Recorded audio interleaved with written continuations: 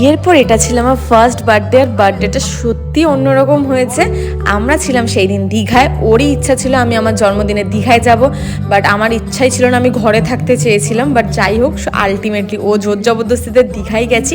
জন্মদিনের একদিন আগে আমরা দীঘায় চলে গিয়েছিলাম, আর এটা হচ্ছে জন্মদিনের দিন আগের দিন রাত 12টা।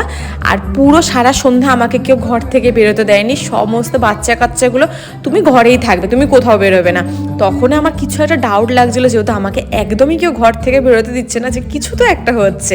তারপর 12টার সময় যখন আমাকে ফাইনালে নিয়ে আসলো, তখন দেখি ও এত রকম আয়োজন করেছে, সমস্তটা ডেকোরেশন ও মিলে করেছে, আর কিছু বাচ্চা কাচ্চা মিলে সমস্ত কেক ঠেক সব। আর এই দাদাটা নিজে গান করছিল, আমি তো বিশ্বাসই করিনি উনি নিজে গান করছিল। আমি ভাবছিলাম বোধহয় বক্স চলছিল, তারপরে জানলাম উনি প্রফেশনাল সিঙ্গার, তার জন্য ওনার গলায় এত সুন্দর। তারপরে এইভাবে আমি আমার বিয়ের প্রথম বার্থডে সেলিব্রেট করলাম।